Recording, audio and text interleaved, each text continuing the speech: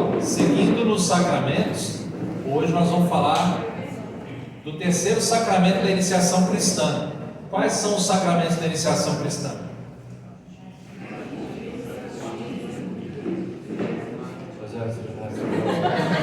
Quais são os sacramentos da iniciação?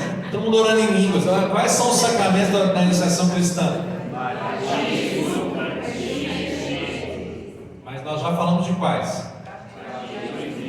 Qual que é o outro nome para crisma? Confirmação. E hoje nós vamos falar sobre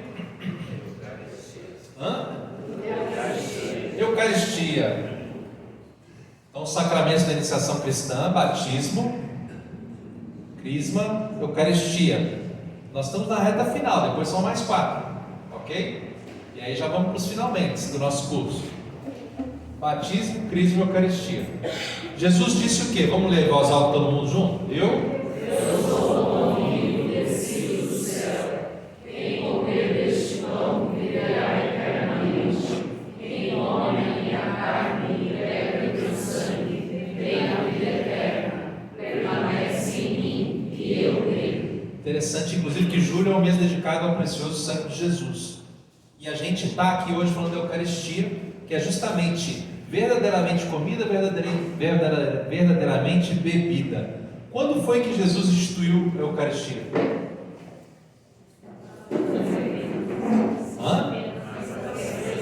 A Santa Ceia. Olha só que interessante. Hoje é quinta-feira.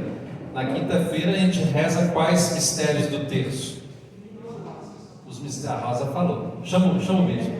Os mistérios luminosos. Vem para cá, Bíblia. Os mistérios luminosos, na verdade, quais são? Isso aqui é tema de uma aula lá para frente, mas os mistérios luminosos são o quê? Batismo de Jesus,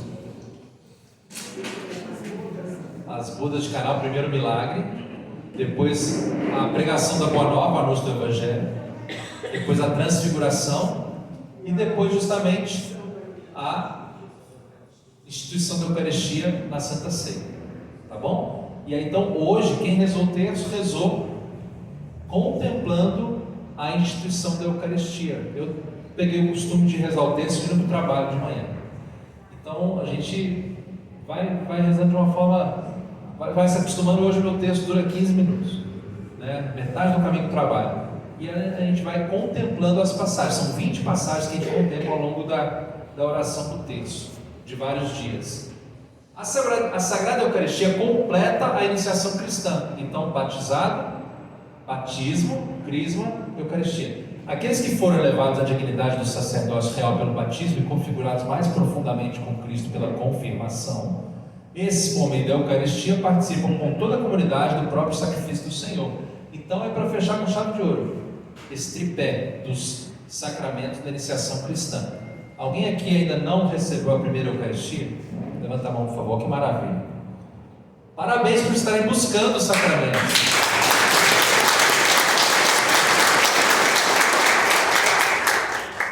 E a comunhão, olha, a Bruna está aqui hoje. Gente, minha filha veio também, além do Daniel, hoje a Bruna veio também. Linda!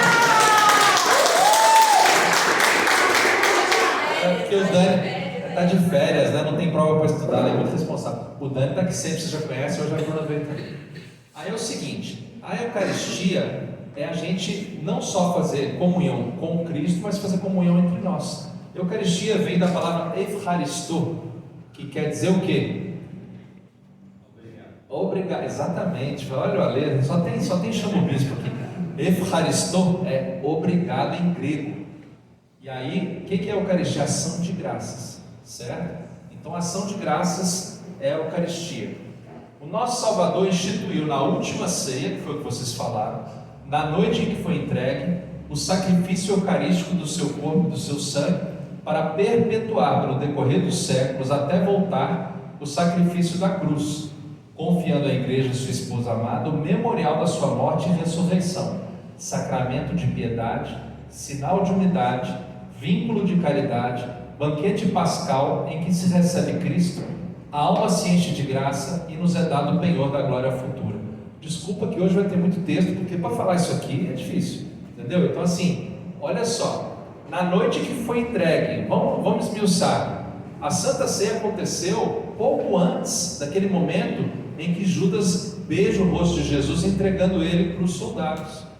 Tanto que tem uma hora que Jesus fala assim: vai lá, faça o que você tem que fazer, né? Por quê? Porque ele já estava ali na televisão do que ia acontecer. Então, um pouquinho antes ele se entregou. Ele se entregou já também, daquela forma ali, já era a primeira missa, mas também já no prenúncio da grande entrega que seria na cruz algumas horas depois, em que realmente ele daria o seu corpo, o seu sangue, o cordeiro imolado na cruz, o sacrifício perfeito, aquele sacrifício que depois do qual não é necessário mais nenhum sacrifício. No Antigo Testamento, muita gente fazia o sacrifício, vocês se lembram? Dos cordeiros e tal. E o que é o sacrifício? É justamente matar. E quando você mata, você separa o que do que? Quase isso. O corpo, falando fisicamente ali, o que separa? O corpo e o sangue. Exatamente, o corpo e o sangue. Então, o sacrifício de Jesus na cruz é um sacrifício cruento. O sacrifício da missa é um sacrifício incruento. O que quer dizer isso? Que não tem aquele derramamento de sangue. Não é aquela coisa como no filme Paixão de Cristo que a gente viu. Não tem ninguém ali sendo espancado, não tem ninguém ali sendo crucificado, não de forma visível. Mas a gente está fazendo a memória, por isso que ele falou aqui, confiando à sua igreja, que é a sua esposa amada, a igreja é a esposa de Cristo, o memorial da sua morte e ressurreição. Na hora que o padre consagra, ele consagra o pão e o vinho ao mesmo tempo, ou ele consagra primeiro o pão e depois o vinho? Olha só, o corpo e o sangue separados, isso significa o sacrifício, certo? E aí o padre inclusive parte a hóstia, Jesus morrendo, e naquele momento em persona Christi, o padre está mais uma vez realizando o mesmo eterno sacrifício, único, suficiente, depois do qual não existe necessidade de outro. Nós estamos fazendo uma memória, certo? Nós estamos mais uma vez vivendo o pé do Calvário. Então, quando a gente celebra uma missa, não é mais uma missa, é a missa. É a mesma missa, é o mesmo sacrifício. Está dando para entender ou é meio doido isso? Nós estamos de novo com Jesus aos pés, aos pés da cruz, ok? E por isso que a Eucaristia é o sacramento dos sacramentos, é o grande sacramento, porque é Jesus presente realmente na nossa comunidade, realmente ali. Inclusive, quando a gente comunga, nós temos que depois nos colocar em oração. A missa só termina depois da bênção final. Eu não sei se eu já contei para vocês aqui uma vez que uma pessoa comungou e foi saindo da igreja direto. O padre Ailton falou para 2 acólitos irem atrás dele pela rua com a vela, um de cada lado, porque era o sacrário andando pela igreja, pela rua. Imagina, acabou de comungar, sai andando? Não, acabou de comungar, sinal de recolhimento, oração, e você vai estar naqueles momentos ali com Jesus enquanto você está digerindo a hóstia consagrada, ok? Não é igual uma imagem que lembra. Vem pegar o microfone.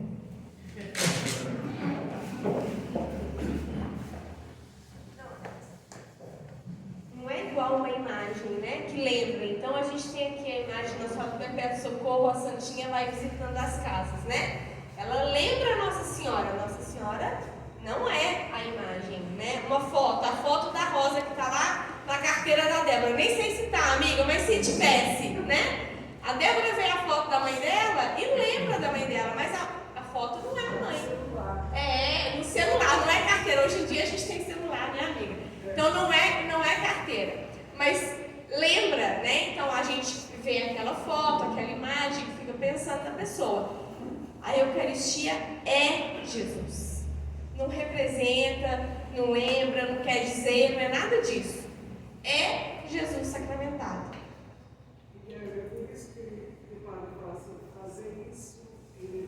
O padre está repetindo, o padre está repetindo as palavras do próprio Jesus, que no Evangelho, na Santa Ceia, falou: fazer isso em memória de mim. E na hora da missa, o padre está obedecendo essa ordem de Jesus, que falou: fazer isso em memória de mim. Nós estamos fazendo isso em memória dele, ok? Até hoje, 2000 anos depois. A Eucaristia. Não é o memorial de ficar longe, né? Não é isso, é o memorial. Não é o memorial de só lembrar que está longe, é o memorial de atualizar, né? A Eucaristia é fonte e cume de toda a vida cristã. Os restantes sacramentos, assim como todos os ministérios eclesiásticos e obras de apostolado, estão vinculados com a Sagrada Eucaristia e a ela se ordenam.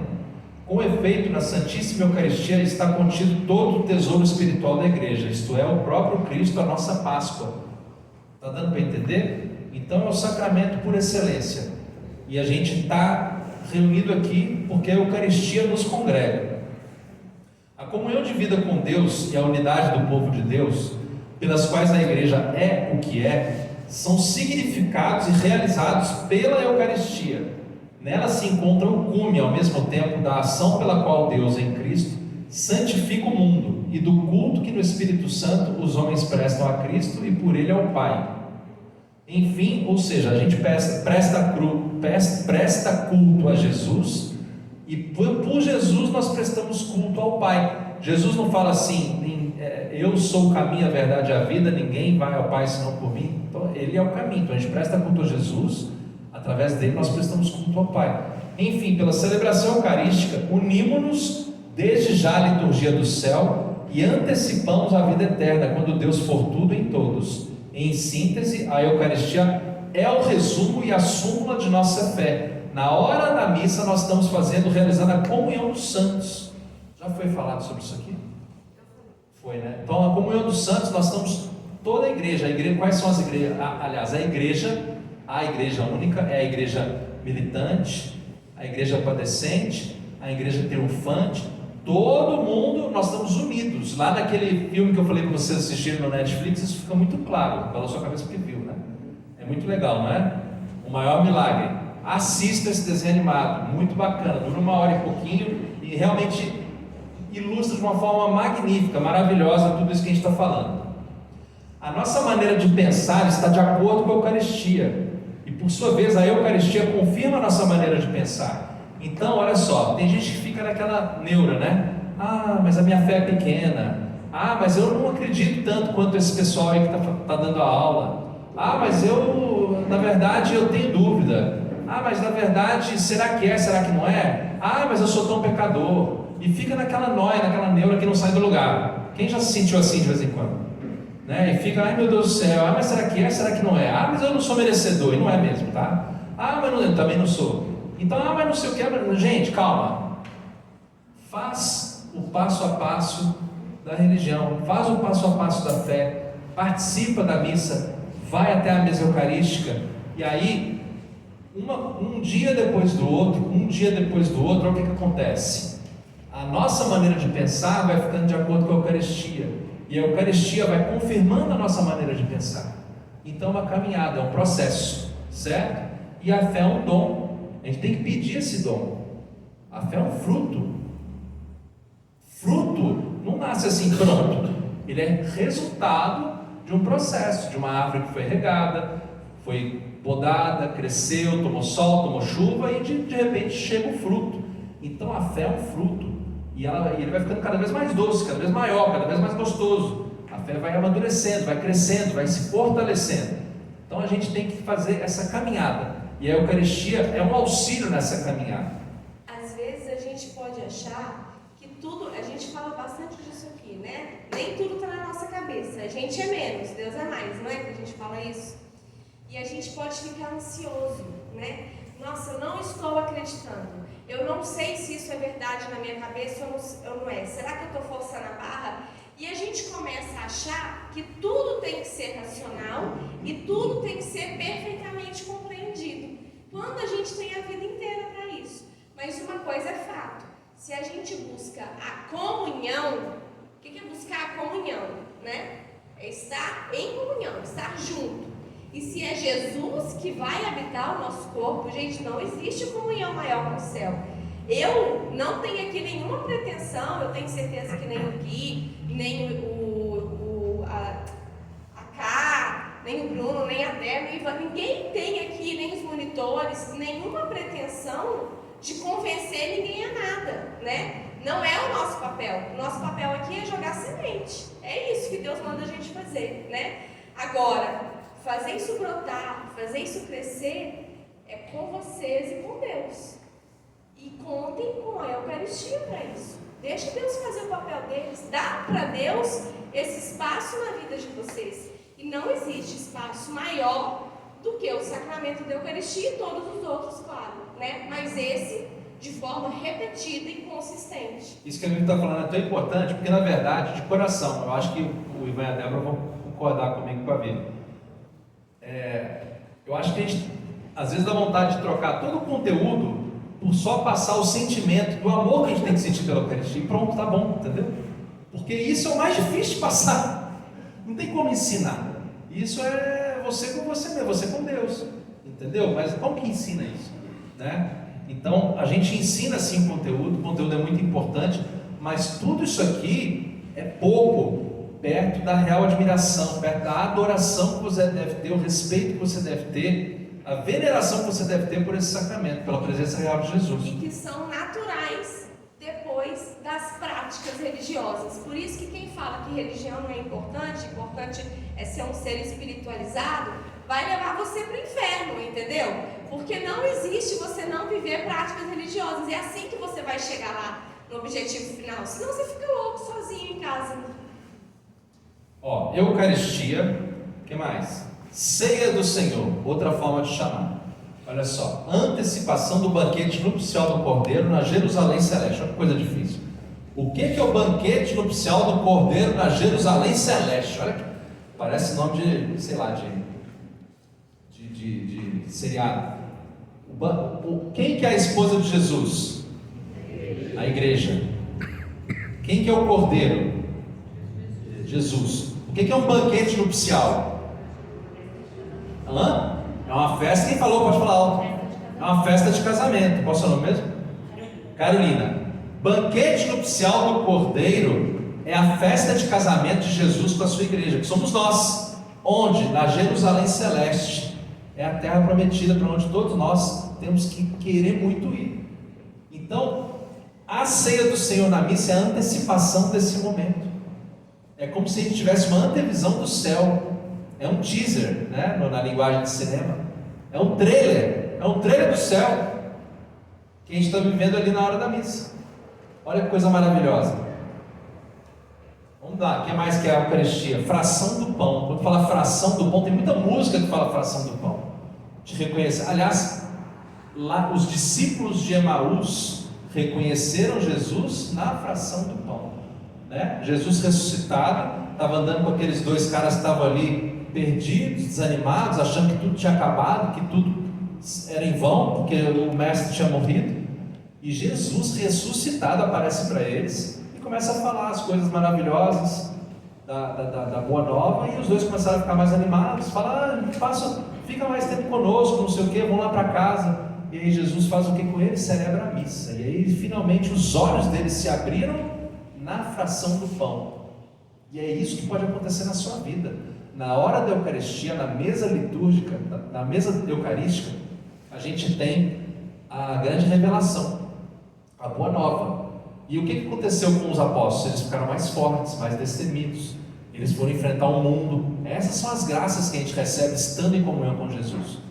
A gente começa a ver que as nossas inseguranças, que os nossos medos, que as nossas vergonhas, que é nosso receio de, o que ele está pensando de mim? Meu Deus, mas eu não estou agradando. Mas eu não me adequo. Mas ele é melhor do que eu. Tudo isso fica tão pequeno, porque a gente começa a entender que a gente é imagem e semelhança do próprio Rei.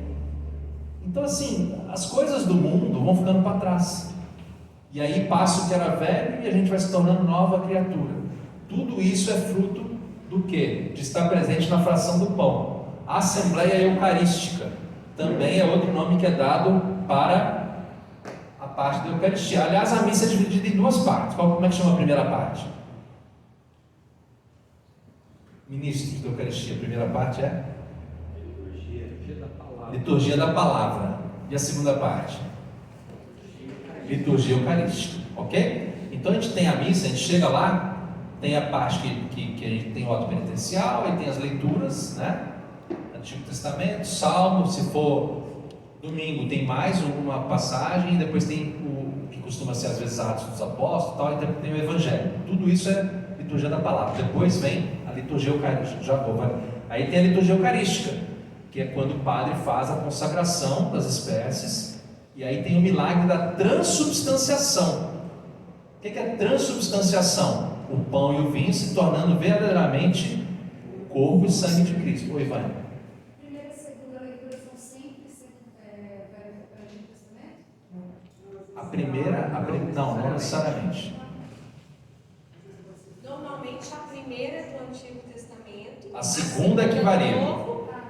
Mas nunca é evangelho nem salmo, tá? Salmo é salmo, evangelho é evangelho. As outras aqui são todos os outros livros. Mas tem dias em que a gente pode ter duas do Novo, não tem? Principalmente no tempo pascal. No tempo pascal, eu me lembro que a gente vê duas do Novo Testamento.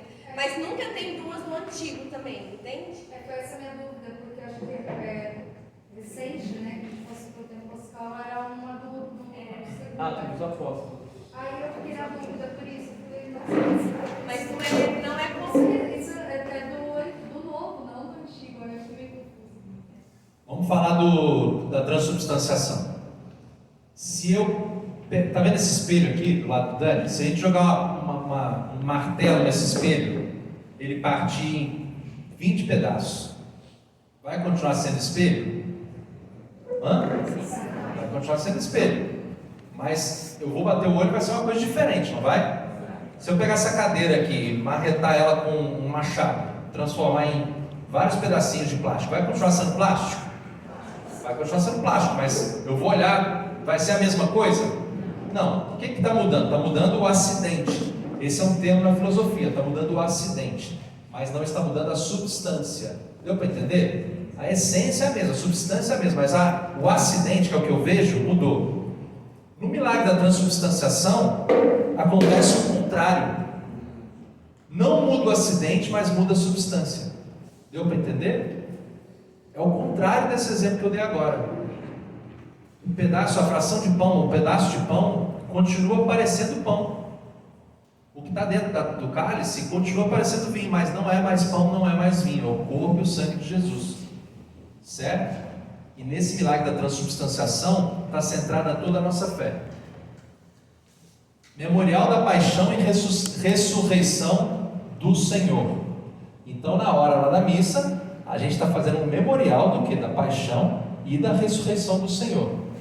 Santo, olha, vários outros nomes: santo sacrifício, sacrifício da missa, sacrifício de louvor. Isso aqui também tem várias músicas. Nesse sacrifício de louvor, está falando da Eucaristia. Sacrifício espiritual, sacrifício puro e santo, santa e divina liturgia, celebração dos santos mistérios. Olha só, tem vários tempos litúrgicos em que às vezes muda o jeito de falar e a gente não sabe, mas está falando da mesma coisa. Santíssimo Sacramento, esse é famoso, né? Esse vocês conhecem, né? Qual que é o Santíssimo Sacramento?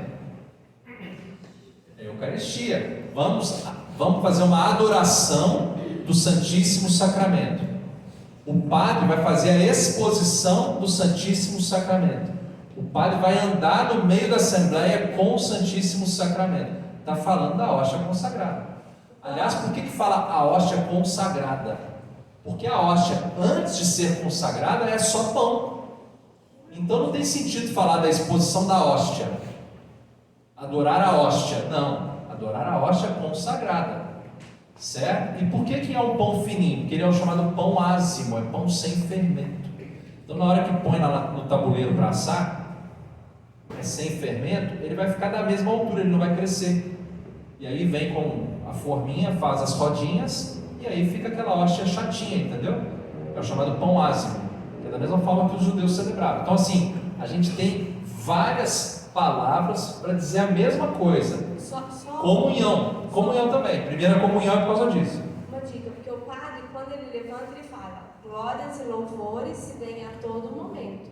E a gente repete: ao Santíssimo e Diviníssimo Sacramento, né? Muito divino, Diviníssimo Sacramento. Então a gente mesmo já sabe esse nome quando a gente repete o que ele fala, né? Só para lembrar vocês disso. Por que os judeus comemoravam a hóstia?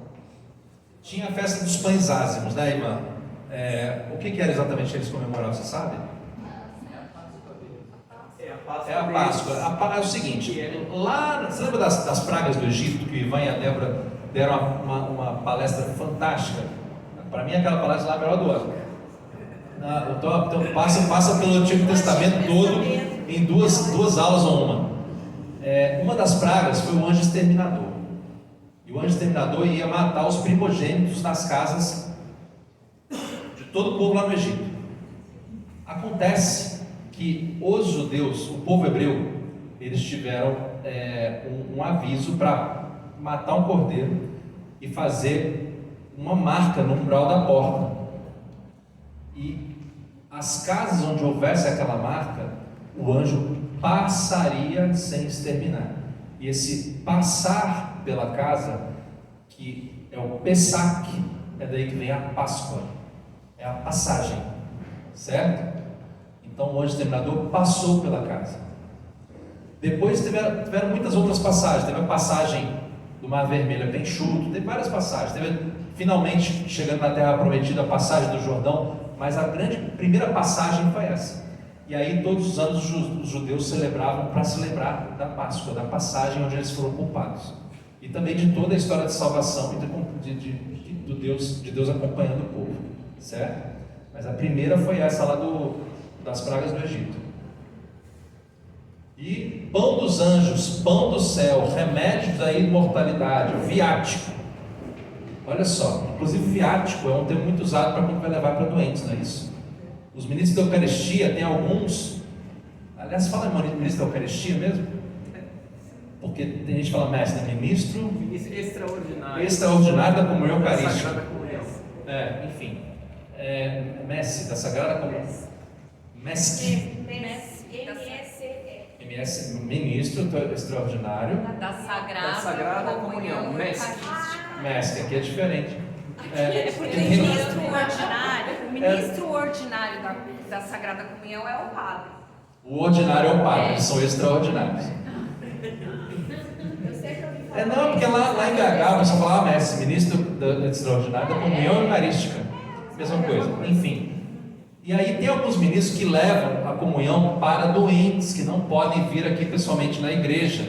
E aí se dá esse nome aqui, ó, viático. Tá? Viático é quando você está levando lá para a pessoa que infelizmente não pode estar aqui junto. É uma preparação para viagem, por isso viático vem de viagem. Você não fala isso na hora que você leva, não. Ai, gente, vai ser lindo.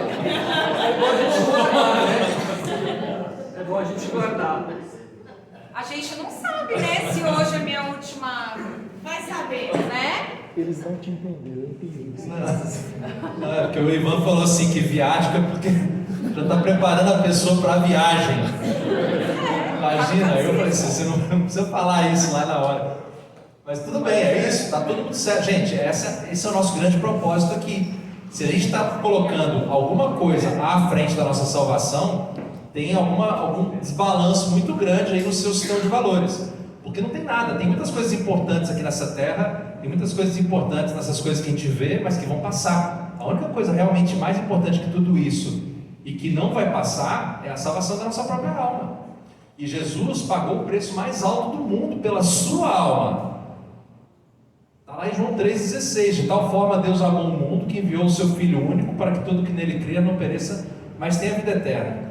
Deus se fez homem, se colocou. Uma salva de palmas para o Padre Anderson, olha só.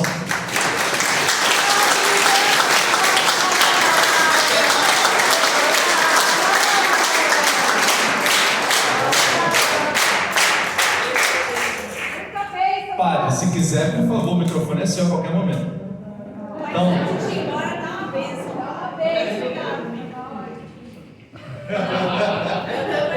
Eu falei que antes de ir embora, padre, nos deixe uma bênção. Senta aí, dá uma fica à vontade, Padre.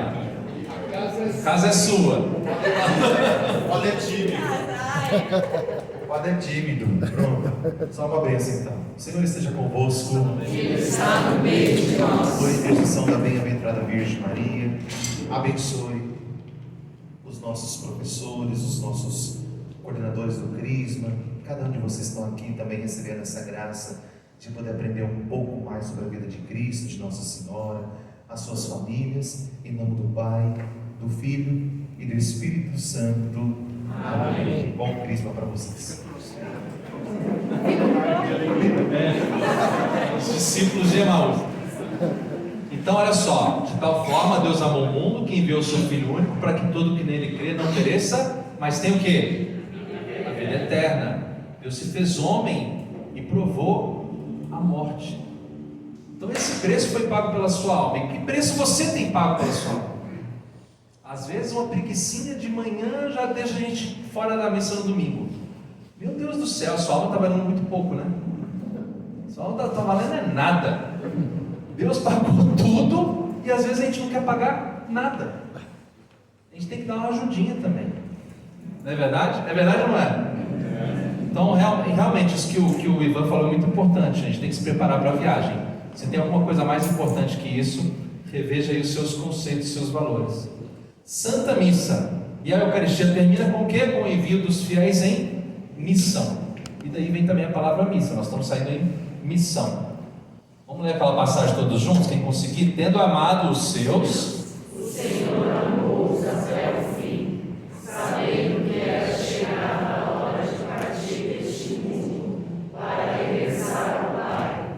No decorrer de uma refeição, lavou-lhes os pés e deu-lhes o mandamento do amor. Como eu falei para vocês, é justamente hoje, quinta-feira, o quinto mistério o quê? Luminoso, que a gente rezou hoje no terço.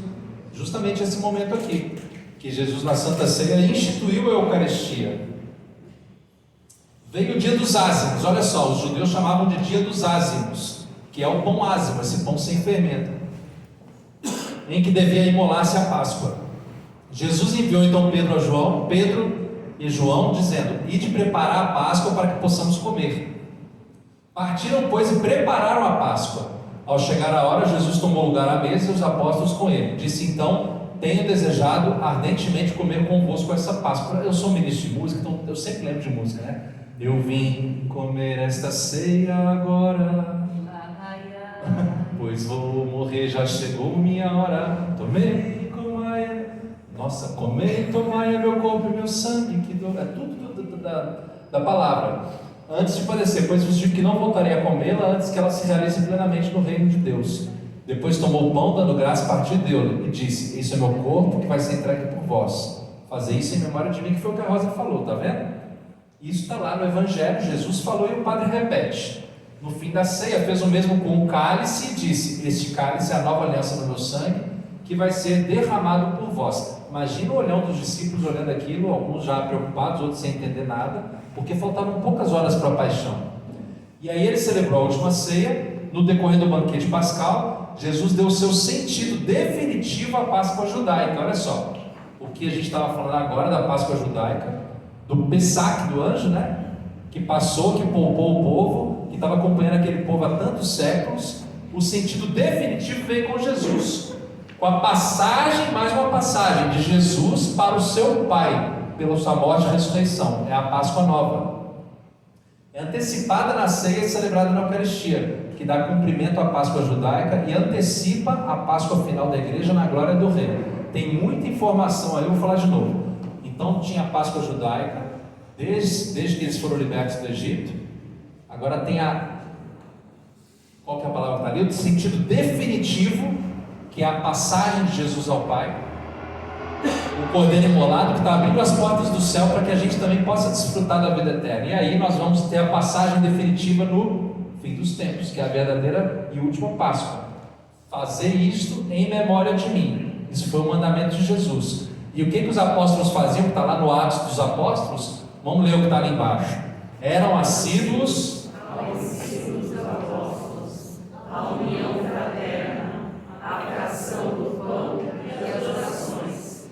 Todos os dias frequentavam o templo como se tivessem uma só alma, e partiam o pão em suas casas, tomavam alimento com alegria e sinceridade de coração. Olha que maravilha, as primeiras comunidades, pouco depois da ressurreição de Jesus, já celebrando a missa como nós vemos hoje. E aí, eu vou passar de novo isso aqui que eu já passei em outra aula, porque eu acho muito impressionante. Lá no século II, tem ano 155. Quem que escreveu isso aqui, ó? O imperador pagão Antonino Pio. Antonino Pio, o imperador pagão, descreve lá no ano 155 aquele negócio que os cristãos estavam fazendo. E como é que ele descreve? Vamos ler devagarzinho, porque olha só como é que parece demais com o que a gente faz até hoje, quase 2000 anos depois. Olha, no dia que chamam de dia do sol, que é o Sunday, que é o domingo, realize-se a reunião no mesmo lugar de todos que habitam a cidade ou o campo. Leem-se as memórias dos apóstolos e os escritos dos profetas, são as escrituras, tanto quanto o tempo permite. Quando o leitor acabou, aquele que preside toma a palavra para incitar a exortar e a imitação dessas belas coisas, que é o que? É a homilia, ok? Em seguida, levantamos-nos todos juntamente e fazemos as orações, a oração da Assembleia, por nós mesmos, por todos os outros, onde quer que estejam, para que sejamos encontrados justos por nossa vida e ações, fiéis aos mandamentos, e assim obtenhamos a salvação eterna. É o que a gente faz até hoje. Terminadas as orações, damos um ósculo uns aos outros. Ósculo é beijo, que é a paz de Cristo, ok? Depois apresenta-se àquele que preside aos irmãos pão e uma taça de água e vinho misturados. Já vou falar da água e vinho misturados, tá? Ele toma-os e faz subir louvor e glória ao Pai do Universo, é a consagração. Pelo nome do Filho, do Pai, do Filho e do Espírito Santo, da graça. Ao Pai do Universo, pelo nome do Filho e do Espírito Santo, dá graças, em grego, Eucaristia, hoje no grego moderno fala Eucharisto. Longamente, por termos sido julgados dignos destes dons. Quando ele termina a oração e as ações de graça, todo o povo presente aclama Amém. Depois a doxologia. Depois aquele que preside ter feito a ação de graça e de o povo ter respondido, aqueles a quem entre nós chamamos diáconos distribuem a todos os que estão presentes pão, vinho e água eucaristizados, também os levam aos ausentes, que é o viático que o Ivan falou. Exatamente ano 155 é o que a gente faz até hoje, ok? Uma salva de palmas para a Igreja Católica.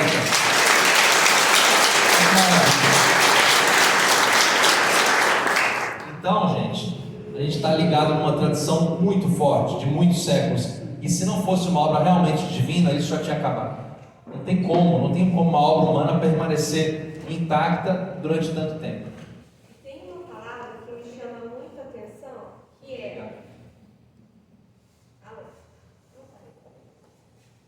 Tem uma palavra que me chama muito a atenção, num desses slides para trás, e alguém já falou disso. Não lembro se foi o Gui, não lembro se foi a Del ou o Ivan, mas não fui eu. Eu ouvi isso de alguém aqui dentro.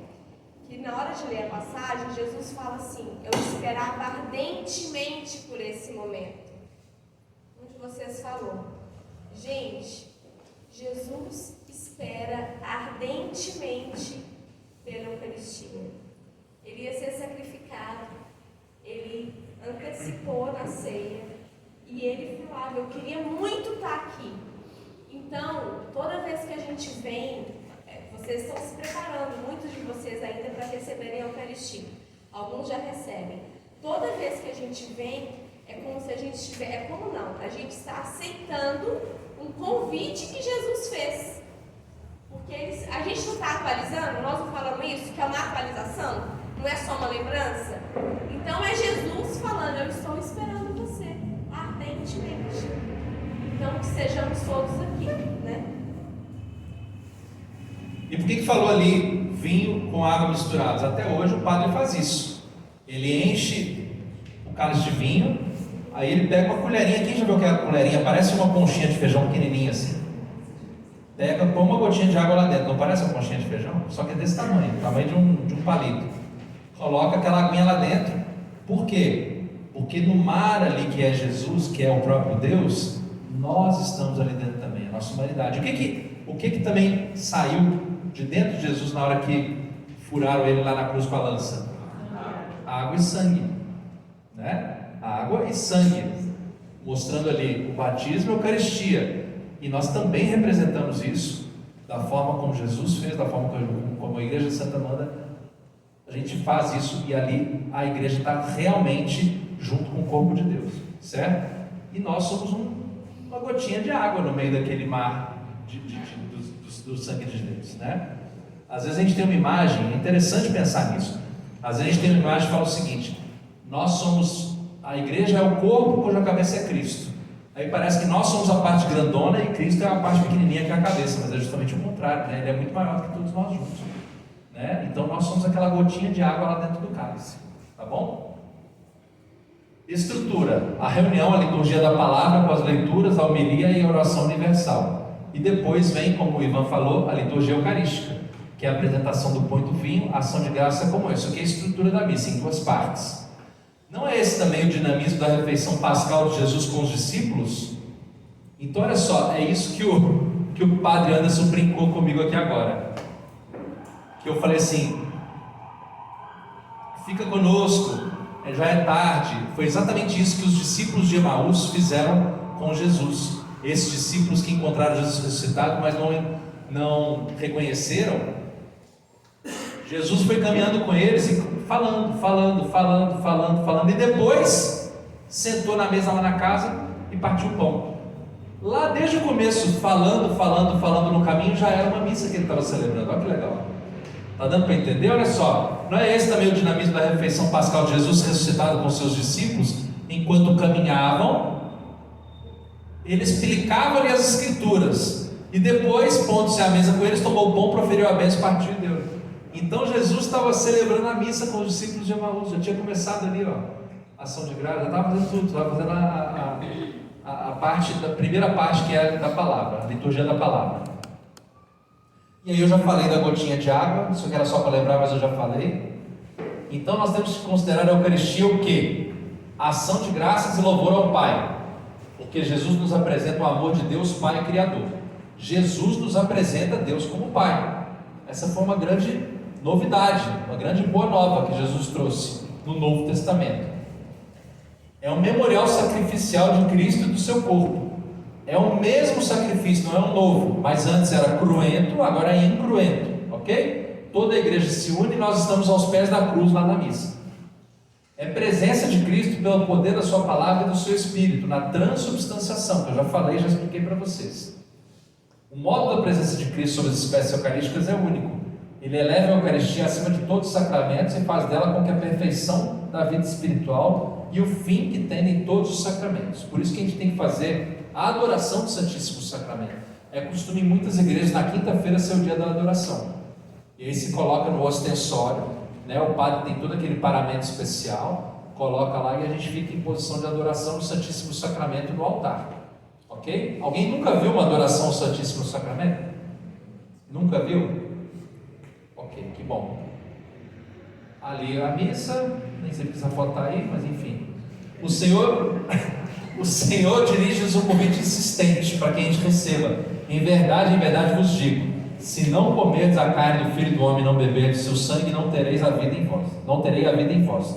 Lembrei porque a foto está aqui, porque na hora da consagração a gente, como é que fica? Ajoelhado, exatamente. Na hora da consagração. E a hora da consagração, lembra a hora da Santa Ceia em que Jesus está se oferecendo para os seus amigos, para os seus discípulos. Na hora que você oferece alguma coisa para alguém, o que você espera que a pessoa faça? Pelo menos que ela olhe para você, não é verdade? Então, vamos voltar no básico. Vamos lá, te oferece um presente para mim. Bem estranho, né? Então, gente, na hora da consagração a gente está ajoelhado olhando para o altar. Tá certo? A gente está olhando para o altar. Deus está se dando, está se oferecendo, a gente está olhando. A gente está recebendo com gratidão, com respeito, com devoção. Ok? Então, essa é a forma de a gente participar. Perante a grandeza desse sacramento, o fiel só pode retomar humildemente e com ardente fé a palavra do centurião. O que aconteceu com o centurião? O centurião tinha um servo que estava doente, um soldado, tinha um servo que estava doente. Ele foi atrás de Jesus e falou assim: Jesus, meu servo está doente, me ajuda, por favor. Eu sei que você tem poder de curar. Mas Jesus deve ter falado: peraí, estou ocupado, agora não dá. Aí o centurião falou: não, mas quem disse que você tem que ir lá? Diga apenas uma palavra e ele será salvo.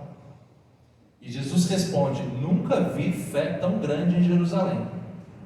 E essas palavras do centurião a gente repete durante a missa: Senhor, eu não sou digno de que entreis em minha morada, mas dizei uma palavra e serei salvo.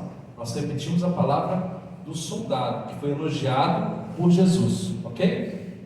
Para responder este convite, devemos preparar-nos para esse momento tão grande e santo. E São Paulo exorta. O que é exortar, gente? Exortar é, chamar atenção, presta atenção, toma tenência, agora essa coisa séria. Quem comer o pão ou beber do cálice do Senhor indignamente, será réu do corpo e do sangue do Senhor. Examine-se, pois, cada qual a si mesmo, então coma desse pão e beba desse cálice, pois quem come e bebe sem discernir o corpo do Senhor, come e bebe a sua própria condenação. Então nós temos que estar como? Em estado de graça. É isso. Se a gente tiver pecado grave, pecado mortal, o que a gente tem que fazer antes de poder comungar? Confessar. Pode participar da missa?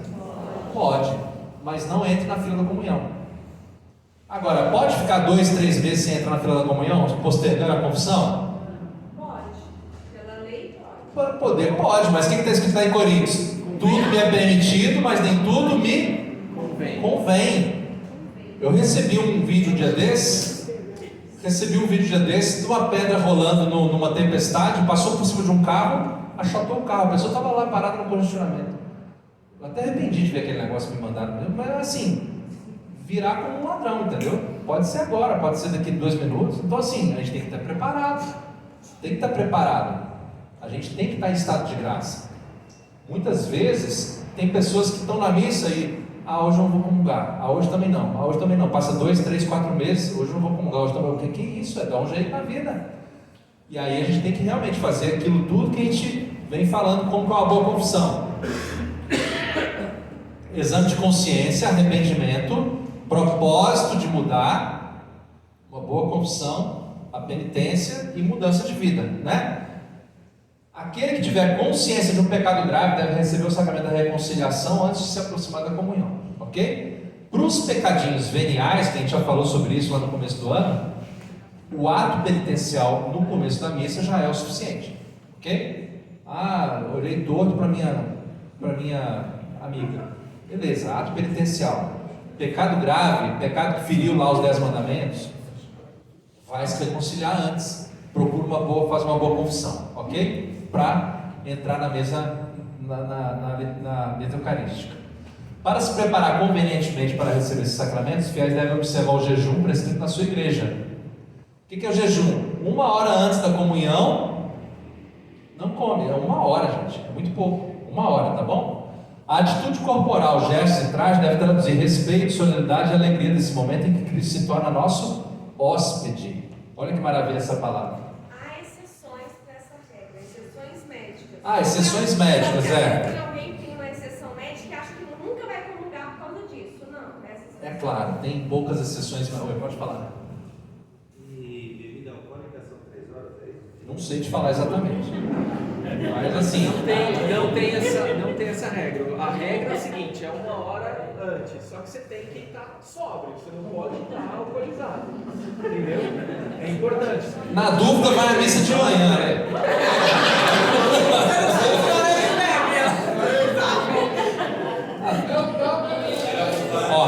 Tá acabando. Nós vamos ter partilha hoje. Cadê os monitores? Esquentando os tamborins, A igreja impõe aos fiéis a obrigação de participar da Divina Liturgia nos domingos e dias de festa. A gente já falou sobre os dias de preceito aqui. E de receber a Eucaristia ao menos uma vez em cada ano. Gente, pelo amor de Deus, uma vez por ano. Mandamento da igreja. Se você se contentar com isso, sua alma vale pouco. Se possível, no tempo pascal, preparados pelo sacramento da reconciliação. Mas recomenda-lhes vivamente que recebam o Santo Eucaristia aos domingos e dias de festa, ou ainda mais vezes, mesmo todos os dias. Tem gente que vai à missa todos os dias, ok? E quais são os frutos da comunhão para a gente terminar? A gente aumenta a nossa união com Cristo. Olha o que está escrito lá em João: quem come a minha carne e bebe meu sangue permanece em mim e eu nele. Assim como o Pai que vive me enviou, eu vivo pelo Pai, também o que me come viverá por mim. Então a gente vai virando um só com Jesus já aqui na terra. Afasta-nos dos pecados, afasta-nos do pecado, inclusive nos purificando dos veniais. É aquele que não precisa da confissão, ele vai nos purificando, ok? E nos dá força para combater a concupiscência, que é aquele comichãozinho para querer fazer o errado. Com a comunhão constante, frequente, a gente tem força para dizer não. E mais que dizer não ao pecado, correr em direção à virtude. Porque às vezes a gente vive uma vida de dizer não para o vício, não para o vício, não para o... Gente, isso é muito pouco. Chega uma hora que a gente tem que correr para a virtude. É o caminho oposto, entendeu? E aí quando a gente começa a correr para a virtude, é que a gente está realmente se aproximando do plano de Deus. Fortifica a caridade, porque a caridade vai se enfraquecendo na vida cotidiana. A caridade é um amor em movimento, é um amor que tem obras, é um amor que dá frutos. E aí vai fortificando esse movimento na nossa vida com a comunhão frequente. Preserva-nos dos pecados mortais futuros, que foi o que eu acabei de falar. Porque a gente vai tendo força para não cair, ok?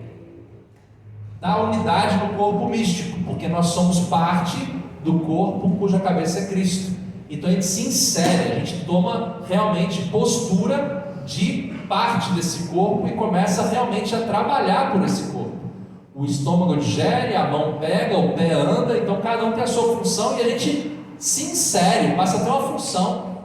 E a gente começa a ter função, não é simplesmente participar de uma pastoral aqui na igreja, é também, mas ter função é tanto mais que isso. Às vezes ter função é lá a postura no seu trabalho, é lá a postura na sua casa, é a postura quando ninguém está te vendo. Tudo isso é entrar no corpo místico. E tem a ver com o sacramento do Crisma, que foi falado na semana. Exatamente, tem a ver com a força que nós temos na hora do sacramento da Crisma. Compromete-nos com os pobres, que é o que? A doutrina social da igreja. A gente começa a estar comprometido, porque nós todos somos um corpo único e não dá para ficar passando ileso pelas desigualdades, pelas injustiças. Dá unidade com os cristãos. Tudo isso aqui, no fundo, somos igreja. Tudo isso é fruto da Eucaristia. Agora, para terminar mesmo, algumas frases de algumas pessoas, algumas vocês conhecem, outras não. Sobre a Eucaristia. Quem falou isso aqui, São João Crisóstomo. A Eucaristia dá-nos uma grande inclinação para a virtude, uma grande paz e torna mais fácil o caminho para a santificação. Quem concorda com isso, levanta a mão. Quem não concorda, me fala por que não concorda. Precisa não. Próxima frase. Essa foi Santa Gema Galgani. A Eucaristia é caminho para o céu. Não existe riqueza. Parece a Débora, não parece? Não parece. Não existe riqueza maior nem melhor que a Eucaristia encerra. Se quero ganhar minha vida no céu, é preciso comungar-te na terra. Papa João Paulo II, nosso querido amigo São João Paulo II. A celebração da Eucaristia não é só o dever mais sagrado, mas sobretudo a necessidade mais profunda da alma. Salve de palmas.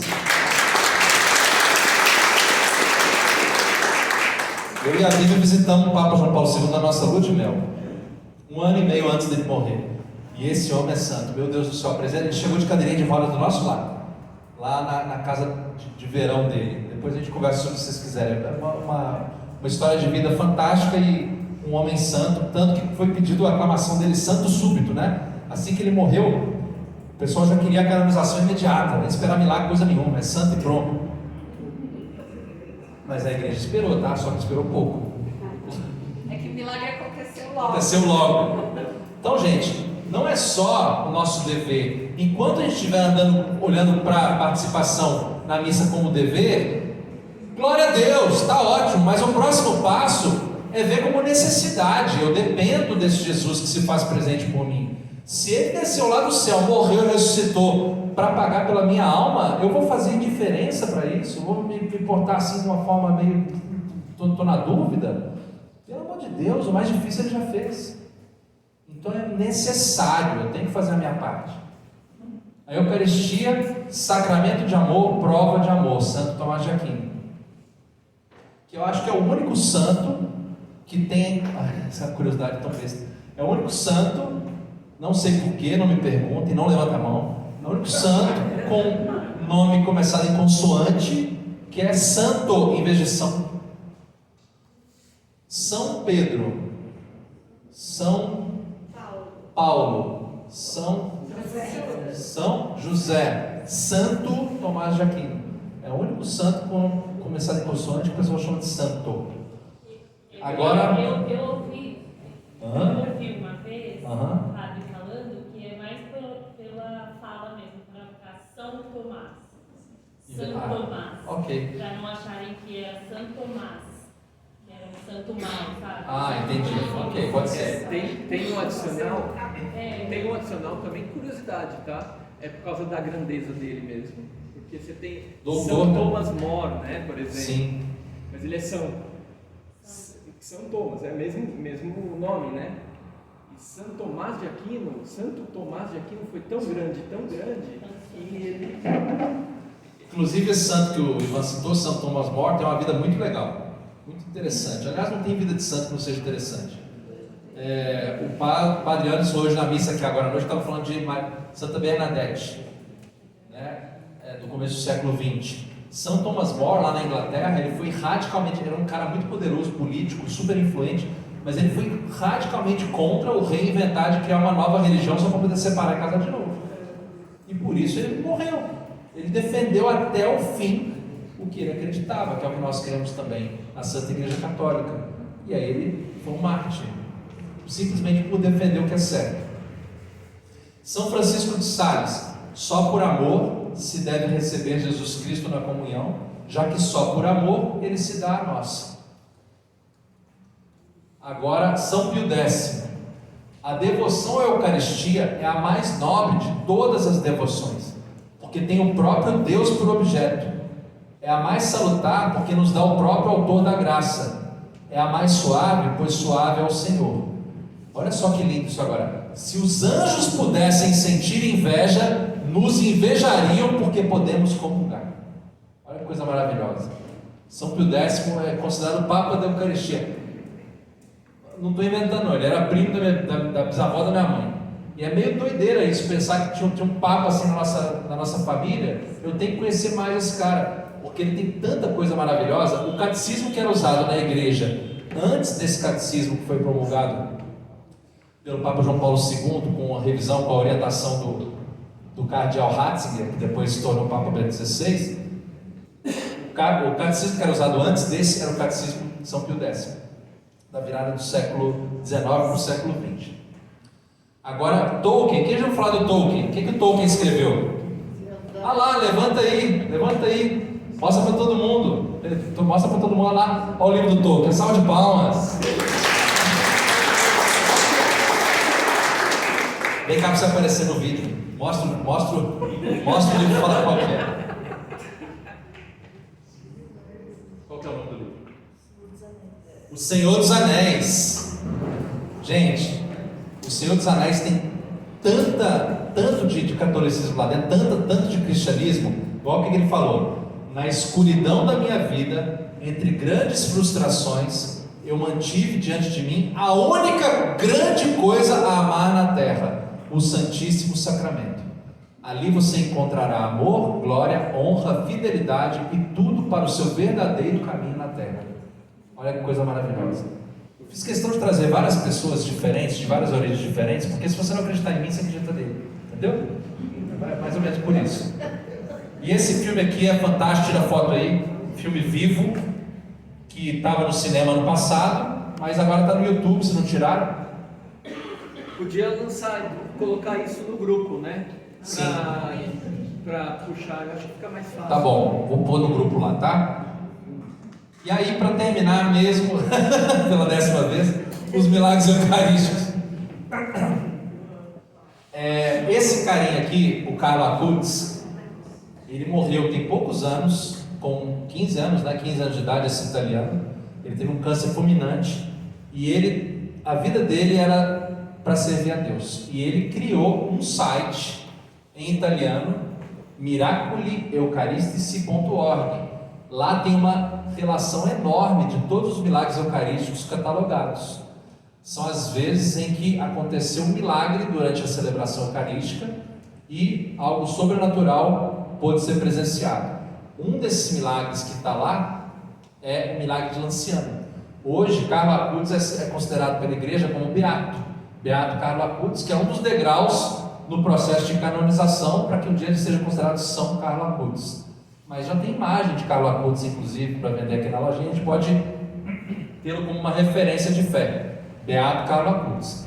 E o milagre de Lanciano, muitos séculos atrás, lá em Lanciano, na Itália, um padre duvidou, estava meio titubeando lá, e na hora da consagração, o pão se tornou verdadeiramente carne, o vinho verdadeiramente sangue, e ficou aquele pedaço de carne ali, ensanguentado, que está até hoje, muitos séculos depois, exposto lá em Lanciano, na Itália.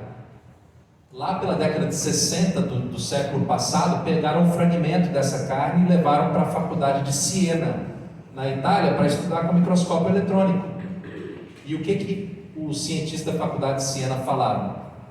Que é realmente carne, que aquela carne, por estar ainda sem estar decomposta depois de tantos séculos, isso por si só já é um milagre, não dá para explicar, que aquela carne é uma carne humana, que aquela carne é de um tecido do coração e que as condições de proteínas presentes naquela carne indicam que trata-se da carne de uma pessoa viva e não de uma pessoa morta. Olha que coisa fantástica. Uma salva de palmas para Jesus nosso Senhor.